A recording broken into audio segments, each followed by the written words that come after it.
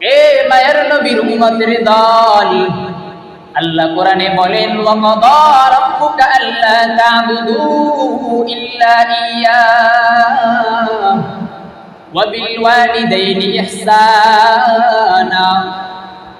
সারা পৃথিবীর মধ্যে তুমি বসবাস করো, এই বসবাস থাকা অবস্থায় আমি মালিকের একমাত্র গোলামি চলবে, কোনো ব্যক্তির গোলামি করা যাবে না। হোক তোমার মা, হোক তোমার বাবা, ইবাদত করবা আমি আল্লাহর। ইবাদত পিতা মাতার করা যাবে না। কিন্তু যুবক, আজকে যখন সন্তান ঢাকাতে যায়, কোন সফরে যায়, দেখা যায় সন্তান পিতা মাতার পা সালাম করে যায়। ও নবীর উম্মতের দল, পিতা মাতার পা সালাম করো, কোনো সমস্যা নাই। কিন্তু তুমি যখন এই কপালটা তোমার পিতা মাতার পায়ের সামনে নত করেছো, এর মানে কি দাঁড়াইছে জানো? এর মানে এটা দাঁড়াইছে যে তুমি তোমার পিতা মাতার ইবাদত করতেছো। বলেন নাউজুবিল্লাহ। আল্লাহ তাআলা এই কারণেই বলেন ওয়াকাদা রাব্বুকা আল্লা তা'বুদু ইল্লা ইয়্যাহু ওয়া বিল ওয়ালিদাইনি ইহসানা। গোলামি চলবে আমি আল্লাহর। কিন্তু বান্দা, আমি আল্লাহ কখনো বলি নাই যে পিতা মাতার সদাচার করা যাবে না। ও নবীর উম্মতের দল, আল্লাহ বলেন ওয়া বিল ওয়ালিদাইনি ইহসানা। পিতা মাতার খেদমত করো, পিতা মাতার সাথে সুন্দর ব্যবহার করো। কারণ আমি আল্লাহ তাআলা তোমাদেরকে যে পরিমাণ নিয়ামত দিয়েছি, এই নিয়ামতের মধ্যে সবচেয়ে উল্লেখযোগ্য একটা নিয়ামত হলো তোমার মা। এই নিয়ামতের মধ্যে উল্লেখযোগ্য একটি নিয়ামত হলো তোমার বাবা। আজকে আমি তোমাদেরকে দুনিয়ায় পাঠাইলাম আমি আল্লাহর গোলামি করার জন্য। পিতা মাতার খেদমত করবা, আমার জান্নাত ক্রয় করে নিতে পারবা। কিন্তু আল্লাহ বলে ইম্মা ইয়াবলুগান্না ইনদাকাল কিবার আহাদুহুমা আও কিলাহুমা উফিউ ওয়া লা তানহারহুমা ওয়া কুল লাহুমা কাওলান কারীমা। এ নবীর উম্মতের দল, আল্লাহ পাঠাইছেন পিতা মাতার খেদমত করার জন্য। নবীজি বলেন আল জান্নাতু তাহতা আকদামিল উম্মাহাত। মা বাবার পায়ের নিচে সন্তানের বেহেশত। এর মানে কি? মায়ের পায়ের নিচে সন্তানের বেহেশত না, না, না। মায়ের পায়ের নিচে সন্তানের বেহেশত না। নবীজির এই হাদিসের মর্মার্থ হলো মায়ের পায়ের নিচে বেহেশত মানে হলো মা বাবার সাথে সুন্দর ব্যবহার করো, মা বাবা যা বলে তা শোনো, মা বাবার কথার অবাধ্য হইও না। মা বাবা যখন ইনদাল কিবার আহাদুহুমা, দুইজনেই যখন বার্ধক্যে উপনীত হয়, পিতা মাতা যখন মুরব্বী হয়ে যায়, সন্তান যখন বয়স্ক হয়ে যায়, 15 বছরের বালক হয়ে যায়, ওই সন্তান যখন একটা বিবাহ করে, বিবাহের পর ওই সন্তান ওই মা বাবাকে ঘর থেকে বের করে কি করে না? এ নবীর উম্মতের দল, আমার কোনো কথা না, কোরআনের আয়াত দিয়ে আপনাদেরকে বলতেছি। আজকে দুনিয়ার মধ্যে যেই পরিমাণ ফিতনা রয়েছে, তার মধ্যে সবচেয়ে বড় ফিতনা হলো সন্তান এবং পিতা মাতার মধ্যে। কথা বলেন ঠিক কিনা? আজকে যদি সন্তান পিতা মাতার কথা শুনতো, সন্তান যদি মা বাবা যা বলে তা শুনতো, তাহলে ওই সন্তান জান্নাত ক্রয় করে নিতে পারতো, আবার ওই সন্তান দুনিয়াও শান্তি মতো থাকতে পারতো। কিন্তু না, না, না, ওই সন্তান সামান্য 15 বছরের বালক হওয়ার পর পিতা মাতার কাছে না বলে বিবাহ করে, পিতা মাতা যা বলে তা শুনে না। বিবাহের পর ওই স্ত্রীকে ঘরে আনার পর যেই পিতা মাতা তোমার আমার জন্য এত কষ্ট করে, ওই পিতা মাতাকে তুমি ঘর থেকে বের করে দাও। ও নবীর উম্মতের দল, নবী বলছেন পিতা মাতার পায়ের নিচে বেহেশত, কিন্তু তুমি সন্তান সেই কথা অমান্য করেছো। নবীর কথা অমান্য করা মানে কি? তুমি নবীজির সুন্নাত মানলা না, নবীজিকে অস্বীকার করলা। আর কোন ব্যক্তি যদি নবীকে অস্বীকার করলো, সেই ওই নবীজির উম্মত কোনদিন হতে পারে না। আর নবীজির উম্মত যদি কোনদিন না হতে পারো, তোমার আমার জন্য জান্নাত চিরদিনের জন্য হারাম। বলে নাউজুবিল্লাহ। এ নবীর উম্মতের দল, আজকে সন্তানটাকে মাদ্রাসায় পড়াইলে কি লাভ, আবার এই সন্তানটাকে স্কুলে পড়াইলে কি লস। এ মুরব্বী বাবাজি, আপনাদেরকে বলি, সন্তান জন্ম দিয়েছেন ভালো কথা, এই সন্তানের উপর আপনার কি কি হক রয়েছে জানেন? আপনি সন্তান জন্ম দিয়েছেন আর ভাত খাওয়াইতেছেন, এটাই আপনার হক নয়। এই সন্তান দুনিয়ায় কিভাবে পড়াশোনা করবে, কিভাবে সেই মালিকের গোলামি করবে, এইটা আপনি বাবা শিক্ষা দিবেন। কিন্তু আপনি বাবা সামান্য লোভের কারণে জীবনে নিজেও ধ্বংস হচ্ছেন, এই সন্তানকেও ধ্বংস হতাচ্ছেন। ও নবীর উম্মতের দল, আজকে সন্তানকে দেখা যায় পিতামাতা স্কুলে পাঠায়। ও নবী কবি বলেছেন, তুমি স্কুল মে কলেজ মে পড়ো উসনে হি নুকসান, ইসলাম কি तमाम हुदूद जब कर फरमान, तुम स्कूल में पढ़कर जब कुरान भूल गया, तुम कॉलेज में पढ़कर जब कुरान सुन दिया, अफसोस आदाब ठिकाना है हाविया। সন্তানকে স্কুল কলেজে পড়াও কোনো বাধা নাই।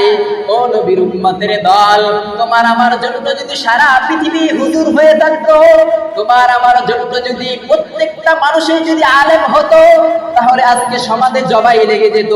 কিন্তু তোমার মতো স্কুলের সন্তানও সমাজে প্রয়োজন, তোমার মতো ব্যবসায়ী আমার সমাজে প্রয়োজন, তোমার মতো রিক্সা চালক আমার সমাজে প্রয়োজন, তোমার মতো কৃষক আমার সমাজে প্রয়োজন। কিন্তু সন্তানকে স্কুলে পড়াও কোনো বাধা নাই, এই সন্তানটাকে ইসলামী জ্ঞান দাও। কিন্তু তা না করে সন্তান ইসলামী জ্ঞান দেয় নাই। ও ভাই, আজকে আমাদের ইদানিং কিছুদিন আগের একটা ঘটনা বলি, সবাই অনলাইনে দেখি, আজকে পিতার আদেশে কি সন্তানের চোখ উঠায়। আজকে সারা ফেসবুক ইউটিউব তোলপা যে পিতা হয়ে, ভাই হয়ে, আপন ভাই হয়ে কিভাবে সন্তানের চোখ উঠাইতে পারে। আপনাদের সবার প্রশ্ন একটা না, যে আপন ভাই হয়ে সন্তানের চোখ কিভাবে উঠাইতে পারে? আরে ভাই, যেই সন্তানকে পিতা মাতা এত কষ্ট করে লালিত পালিত করেছে, কি জন্য? আপনার আমার কামাই খাওয়ার জন্য না। যেই ব্যক্তির চোখ উঠাইছে, এই ব্যক্তি তো আগে কত ভুল করেছে তার আপনারা দেখেন নাই। আল্লাহ ছাড় দেয়, কখনো কি ছেড়ে দেয় না, এই কথা সবাই জানি। যেই ব্যক্তির চোখ উঠানো হয়েছে, এই ব্যক্তি অতীতের খবর লান যে কয়েকজন ব্যক্তিকে হত্যা করেছে। যখন এই ব্যক্তি বাড়িতে আসলো, বাড়িতে আসার পর পেট্রোল দিয়ে পুরো ঘর বাড়ি জ্বালায় দেয়, ঘর বাড়ি পেট্রোল দিয়ে রাখে। আগুন যখন জ্বালাবে, নিজের পিতা মাতাও ধ্বংস হয়ে যাবে, নিজের ভাই ধ্বংস হবে, নিজের ভাবি ধ্বংস হবে, নিজের চাচিরাও ধ্বংস হবে। তখন পিতা আদেশ করে যে এই সন্তানের চোখ উঠায় দাও, কারণ মারলে তো সে মারাই যাবে। আরে ভাই, কোরআনের তাফসীর আছে, তাফসীর করেছি। তাফসীরে আল্লাহ তাআলা কখনো বলে নাই, আল্লাহ তাআলা কোনোদিন আযাব, এই আযাব দিবেন না যে বান্দার চোখ উঠাইবেন। আল্লাহ তাআলা কোনোদিন বান্দাদেরকে বলে নাই যে বান্দা তোমরা এই পাপ করলে আমি আল্লাহ চোখ আঙ্গুল দিয়ে উঠাবো। আল্লাহ বলেছেন, এই নবীজি বলেন, মাইয়ামাল্লি মা বাইনা লাহইহি ওয়া মা বাইনা রিজলাইহি আদমানাহুল জান্নাহ। দুইটা জিনিসের হেফাজত করলে আমি নবীর সাথে জান্নাতে যাব। সেই দুইটা জিনিস, এক নাম্বার হলো এই জবানের হেফাজত করলে আমি নবীর সাথে জান্নাতে যাব। জবানের হেফাজত কি? যে গীবত থেকে বাঁচবে, ভাই ভাইয়ের গীবত করবে না, ভাই ভাইয়ের দোষ অপর ভাইকে বলবে না, এটা হলো গীবত। এই গীবত থেকে বাঁচলে ওই নবীর সাথে কি জান্নাতে যাবে।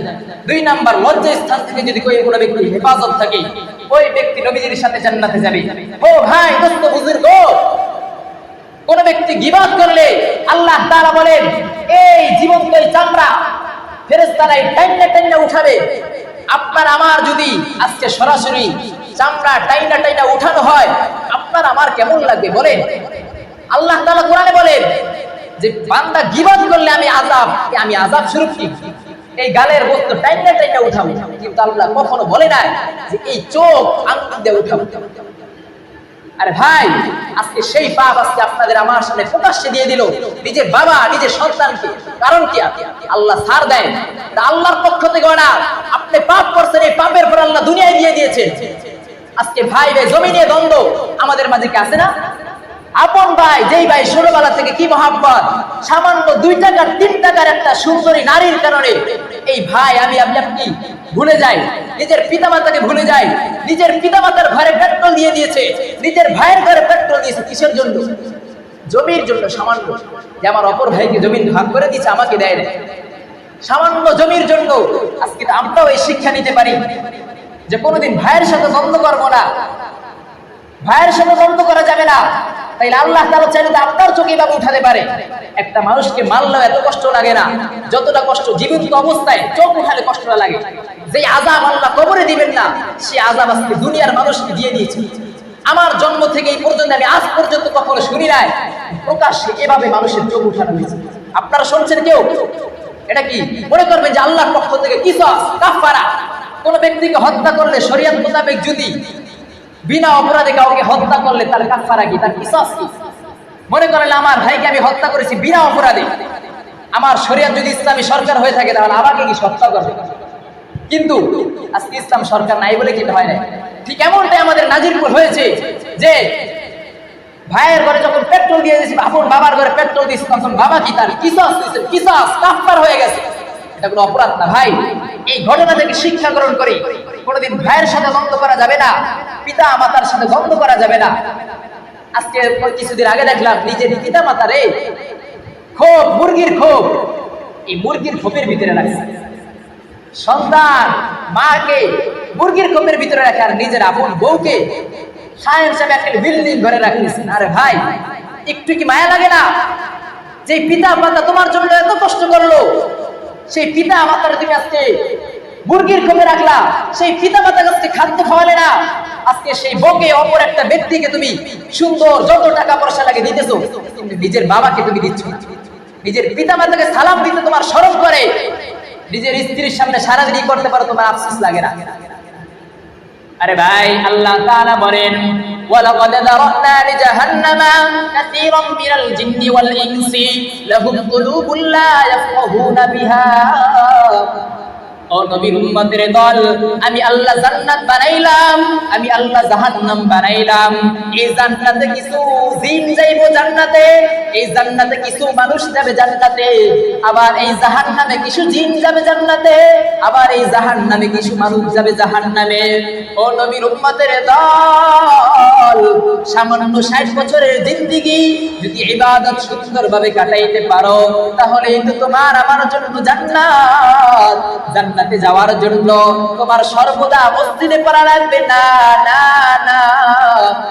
নবীজি বলেন জান্নাত, আল জান্নাতু তাহতা কদামিল উম্মাহাত, পিতামাতার পায়ের নিচে জান্নাত। মানে পিতামাতার সব সময় সেবা করবা, পিতামাতার সাথে কখনো খারাপ বলবে না। আল্লাহ বলেন উফ, উফ শব্দটা পর্যন্ত বলবা না।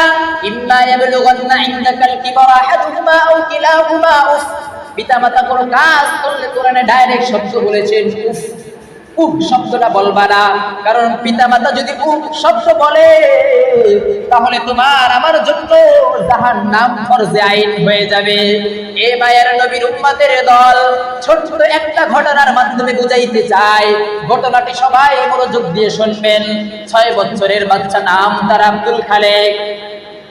6 বছরের বাচ্চা, নাম তার আব্দুল খালেক। ওই আব্দুল খালেকের বাবা 6 বছর বয়সে মারা যায়। আমাদের সমাজে একটা নিয়ম আছে, সবাই জানি, যখন কোনো মহিলার স্বামী মারা যায়, ওই মহিলার যখন কোনো স্বামী মারা যায়, তখন ওই মহিলা কোনোদিন বিবাহের জন্য পাগল হয় না। কিন্তু কোনো পুরুষের যখন স্ত্রী মারা যায়, কোন পুরুষের যখন স্ত্রী মারা যায়, ওই স্বামী তখন বিবাহের জন্য পাগল হয় কি হয় না? বলে কোন পুরুষের যখন স্ত্রী মারা যায় তখন কি পুরুষ বিবাহের জন্য পাগল হয়? ঠিক আব্দুল খালেকের বাবা দুনিয়ার বুক থেকে 6 বছর বয়সে বিদায় নিয়ে যায়। এই আব্দুল খালেকের খরচ কে চালাবে, তার মা টেনশনে পড়ে যায়। এই আব্দুল খালেক অনেক কষ্ট করে, তার মায়ের কষ্টের কারণে সে অনেক বছর পড়াশোনা করে। যখন তার মেট্রিক পরীক্ষা আসে, মেট্রিক পরীক্ষা দেওয়ার সময় স্যারের কাছে যায়। স্যারে বলে ও আব্দুল খালেক, তোমার মেট্রিক পরীক্ষার ফি হলো 1000 টাকা। আব্দুল খালেক ডাক দিয়া বলে ও আমার স্যার, আমার বাবা নাই, আমার মা মানুষের ভারী কাজ করে আমাকে টাকা দেয়, আমি কিভাবে 1000 টাকা দিব? স্যার ডাক দিয়ে বলে তাহলে তোমার পরীক্ষা বাদ। আব্দুল খালেক ঘরের ভিতরে এসে কান্না করতেছে। কান্না করার পর মা বললেন এ সন্তান কাঁদো কেন? সন্তান কোনো উত্তর দেয় না। এভাবে 3 দিন পর সন্তান উত্তর দেয়। মা তার মাথায়, বিল্ডিং ঘরের মাথায় একটা ব্যাগ আছে, ওই ব্যাগ ভাঙিয়া সন্তানকে ওই 1000 টাকা দেয়। 1000 টাকা দেওয়ার পর আব্দুল খালেক মেট্রিক পরীক্ষা দেয়। মেট্রিক পরীক্ষা দেওয়ার পর দেখা যায় ওই গরিবের সন্তান, যেই পিতা মারা গেছে তার সন্তান আব্দুল খালেক এমন রেজাল্ট করে যেই রেজাল্ট অত্র জেলার ভিতরে কেউ করে না। এই নবীর উম্মতের দল, যেই মা এত কষ্ট করে এই সন্তানটাকে পড়ালেখা করাইছেন, এই সন্তান দেখেন মায়ের সাথে কিভাবে বেঈমানি করে। এই নবীর উম্মতের দল, এই সন্তান এভাবে বড় হওয়ার পর মেট্রিক পরীক্ষা দেওয়ার পর সুন্দর রেজাল্টের পর ওই স্যার আব্দুল খালেককে ডাক দিয়ে বলে, ও আব্দুল খালেক, তুমি আমার মেয়েকে বিবাহ করবা? আব্দুল খালেক বলে, না, কোনোদিন হতে পারে না। আপনার মেয়ে একজন বেনামাজি, আমি হলাম একজন নামাজি, আপনার মেয়ের সাথে যায় না। আব্দুল খালেক মার কাছে গিয়ে বলে, মা নিষেধ করে, কিন্তু মেয়ের পাল্লায় পরে সন্তান এভাবে ওই মেয়েটাকে বিবাহ করে। বিবাহের পর আব্দুল খালেক তার স্ত্রীকে বলতেছে, ঘটনাটি সংক্ষিপ্ত ভাবে বলতেছি, খেয়াল করবেন। ওই সন্তান আব্দুল খালেক তার স্ত্রীকে বলে, ও আমার স্ত্রী, তুমি আমার মায়ের সবসময় সেবা করবা, কারণ আমার বাবা নাই, বাবার দায়িত্ব আমার মা পালন করেছে, এই কারণে তুমি স্ত্রী আমার মায়ের দায়িত্ব সুন্দরভাবে পালন করবা। স্ত্রী ডাক দিয়ে বলে, আমার বাবার টাকার অভাব নাই, আমার বাবা কোটি কোটি টাকার মালিক, আমি তোমার মায়ের সেবা আমি করতে পারবো না। এভাবে আব্দুল খালেক একদিন ঘটনা করবে, স্ত্রীর পাল্লায় পড়ে যায়। স্ত্রী ডাক দিয়া বলে, আব্দুল খালেক, ও আমার স্বামী, তোমার মা আমাকে জ্বালায়, সারাদিন ঝগড়া করে আমার সাথে। যেই আব্দুল খালেকের জন্য মা এত কষ্ট করলো, ওই আব্দুল খালেক মাকে গিয়ে একটা কুকুর ফাঁসায় লাথি মারলো। এ নবীর উম্মতের দল, যে সন্তানের জন্য এত কষ্ট করলো, এই সন্তান আজকে পিতা তো নাই, এই সন্তান আজকে মায়ের কোমর বাসায় লাথি মারলো। মা আর আল্লাহর কাছে ফরিয়াদ করতে দেরি হয় নাই, আল্লাহর কাছে বদদুয়া দিয়ে বলে, ও আল্লাহ, তাকে তুমি শায়েস্তা করে দিও। ও নবীর উম্মতের দল, এভাবে একদিন আব্দুল খালেকের সন্তান হয়। এই আব্দুল খালেকের সন্তান একদিন আব্দুল খালেকের কোমর বাসায় লাথি মারে। আব্দুল খালেক তখনই বুঝতে পারে যে আমি আমার মায়ের কোমর বাসায় লাথি মারলাম বলে আমার সন্তান আমার কোমর বাসায় লাথি মারছেন। এইভাবে ওই আব্দুল খালেক চিরদিনের জন্য ধ্বংস হয়ে যায়। ও নবীর উম্মতের দল, এই ঘটনা থেকে এটাই শিক্ষা নেও যে তুমি আমি আপনি যখন এই সামান্য স্ত্রীর জন্য পিতা মাতার সাথে বেঈমানি করতেছো, এই 2 টাকা 3 টাকা সুন্দর স্ত্রীর জন্য মায়ের সাথে বেঈমানি করো, মাকে বকা দিচ্ছ, মায়ের সাথে ঝগড়া করো, মাকে খরচ দাও না, কিন্তু তোমার ছোট্টবেলা যখন নাবালক ছিল তোমার মা এই তোমাকে খরচ দিছে। ও নবীর উম্মতের দল, তুমিও যখন এভাবে বিবাহ করবা, বিবাহের পর যখন তোমার সন্তান হবে, তোমার সন্তানটা এভাবে লাথি মারবে।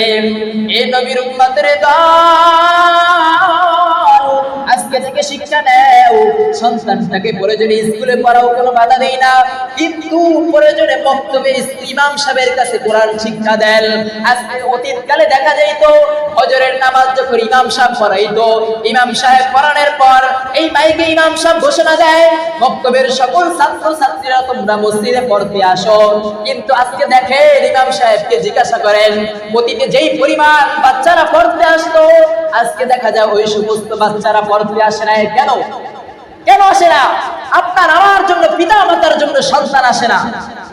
আজকে সন্তানকে কোরআন শিক্ষা দিই না, সন্তানকে সকালবেলা হলে সকাল 7টা বাজে কেজি স্কুলে পাঠাইনি। আরে ভাই, এই বাংলা, অঙ্ক, ইংরেজি শিক্ষা কি লাভ করবেন? আল্লাহর নবী তো বলে না, খায়রুকুম মান তাআল্লামাল ইনজিলিজিয়াতা ওয়া আল্লামা। নবীজি কোনো তুমি বলে না, খায়রুকুম মান তাআল্লামাল বাঙ্গালিয়াতা ওয়া আল্লামা। নবীজি বলেছেন, খায়রুকুম মান তাআল্লামাল কুরআনা ওয়া আল্লামা। কোরআন যে শিক্ষা দেয় এবং শিক্ষা দেয় সেই উত্তম ব্যক্তি। আজকে সন্তানে মসজিদে পোলাপান নাই, ইমাম সাহেব 2-3 বার ডাক দেয়, ভাইকে বক্তব্যের বাচ্চারা পড়তে আসো, কিন্তু আপনি আপনার সন্তানকে পাঠান না। তখন উত্তরে কি বলেন? যখন ইমাম সাহেব ডাক দেয়, ইমাম সাহেব সারাদিন শুধু জ্বালায়, একটু ঘুমাবো তাও ঘুমাইতে পারি না, মা বোনেরা অন্ধ হয়ে যায়। কি জন্য? একটাই লোভ, সন্তান স্কুলে পড়বে, মাস্টার হবে, সরকারি চাকরি করবে, সেই লোভ বাদ দিয়ে দেন। একটা সন্তান যখন কোরআনে হাফেজ হবে, আপনি মরার পর এই সন্তান কবরে গিয়ে দোয়া করবে। দেখেন খবরদার কোন এমপি, কোন চেয়ারম্যান, কোন মেম্বার, কোন আপনার মতো আমার মতো ক্ষমতা, আপনার মতো নরমাল ব্যক্তি যখন মারা যায়, মারা যাওয়ার পর কোন সন্তান ঘরের ভিতরে 5টা 20 লাখ রাখে, 5 মিনিট লাশটি ঘরের ভিতরে রাখতে দেয় সন্তান? দেয় না। আগেই বলে সন্তান এর ঘর থেকে বের করো, ঘর থেকে তাড়াতাড়ি ঘর থেকে বের করে দাও, এর দেখলে আমার ভয় লাগে। তাহলে কার জন্য এত টাকা পয়সা কামাই করেন? কার জন্য এর বিল্ডিং উঠাইতেছেন? কার জন্য জমি রাখতেছেন? এই সন্তানের জন্য, যে সন্তান আপনি মরার পর 1 মিনিটও রাখবেন না। এই জমির জন্য আপনার ভাইয়ের সাথে দ্বন্দ্ব করলেন, এই জমির জন্য নিজের মাকে ঘর থেকে বের করে দিলেন, এই সন্তানের জন্য যেই জমি রাখলেন, এই সন্তানে আপনাকে ঘর থেকে বের করবে। এই সন্তান যদি স্কুলে পড়ে, কোরআন শিখলো না, কোনোদিন পিতার কবরের সামনে গিয়ে দোয়া করলো না, কবরে গিয়ে তো মানুষ কিছু টাকা পয়সা জানা চায়, দোয়া। আর আপনার আবার যদি আজকে সন্তান হাফেজ হয়, হাফেজে কোরআন হয়, অন্তত মায়ের কবরের সামনে গিয়ে বলেন রব্বির হামহুমা কামা রাব্বায়ানি সগীরা, ও দয়াল আল্লাহ আমার মাকে তুমি মাফ করে দাও, আর বাবাকে তুমি মাফ করে দাও। কিন্তু আপনি যেমন সন্তান লালিত পালিত করছেন, আপনার সন্তান এভাবে কি কবরের সামনে দুধু পারে আসবে? একবার বছরে একবার গিয়েও কি কবরের সামনে সালাম দিবে না? এই সন্তান দেখবেন স্ত্রী নিয়ে অমনে পার্কে করতেছে, অপর মেয়ে পার্কে করতেছে, আপনার বাবার কবরের সামনে গিয়ে কখনো সালাম দিবে না, কখনো দোয়া করবে না। এই জন্য ভাই, আজকের বয়ান থেকে এটাই শিক্ষা গ্রহণ করি, জীবনে অনেক ভুল করছেন, নামাজ পড়েন নাই। এমন ব্যক্তি আছেন যে সপ্তাহে একদিনও নামাজ পড়ে নাই, আজকের ফজরও পড়েন নাই, কিন্তু জুমা পড়তে আসছেন।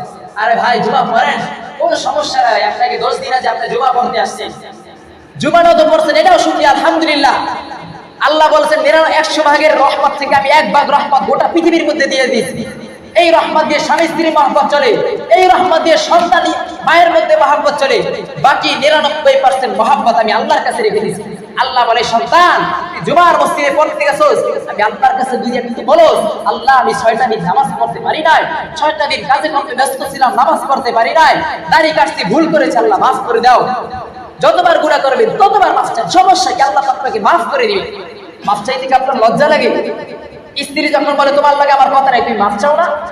স্ত্রী পায়ে ধরে মাফ চাও, স্ত্রী ঘর থেকে যেও না, তোমার আমি বাঁচবো না, এই কথা তুমি বলতে পারো, কিন্তু তোমার আমার যে তোমাকে সৃষ্টি করছে, সৃষ্টিকর্তা ওই আল্লাহর কাছে তুমি বলতে পারো না যে আল্লাহ তোমাকে কত সুন্দর এই দুটা চেহারা দিচ্ছে, সৃষ্টি করছে, প্রত্যেকটা স্থানে আল্লাহ বুঝাই দিতেছে, আর বান্দা ভয় করো, আমি আল্লাহকে ভয় করো, ওয়াত্তাকুল্লাহ, আল্লাহকে ভয় করো, গোটা পৃথিবীর কোনো মানুষকে ভয় করো না।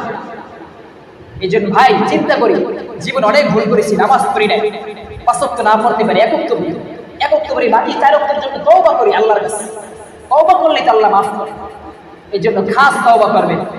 আমি আপনাদের সন্তান, আপনাদের পায়ে হাত রেখে বলবো, জীবনে যত গুনাহ করছেন সমস্ত গুনাহের জন্য আল্লাহর কাছে তওবা করেন। সবাই বলেন আস্তাগফিরুল্লাহ, সবাই মুখ খুলে আস্তাগফিরুল্লাহ রব্বি মিন কুল্লি যামবি ওয়া আতুবু ইলাইহি লা হাওলা ওয়ালা কুওয়াতা ইল্লা বিল্লাহিল আলিয়্যিল আযীম। বলেন আল্লাহ, জীবনে যত ভুল করেছি আর কোনোদিন ভুল করব না। আজকে জুমার দিন তোমার কাছে ওয়াদা করতেছি, আজকে তুমি আমাদেরকে ক্ষমা করে দাও। আল্লাহ তাআলা হতে পারে এই কথার কারণে আমাদেরকে ক্ষমা করতে পারেন, হতে পারে এখানে আমরা পাবি এমনও বাচ্চা বালক থাকতে পারে ওই তার কথার কারণে আল্লাহ তাআলা আমাদেরকে মাফ করে দিবেন। তাই সকলে চেষ্টা করবেন নিজের পিতা মাতার খেদমত করার জন্য, ভাইয়ের সাথে দ্বন্দ্ব রাখবেন না, অপর ব্যক্তি যা বলো কখনো টাকার পিছনে করবেন না, জমি নিয়ে ঝগড়া করবেন না, সুদ খাবেন না, ঘুষ খাবেন না। যে সুদ খায় তারও যেই পাপ, যে ঘুষ খায় তারও সেই পাপ, যে দেয় এবং নেয় উভয়টাই পাপ। এই কারণে সুদ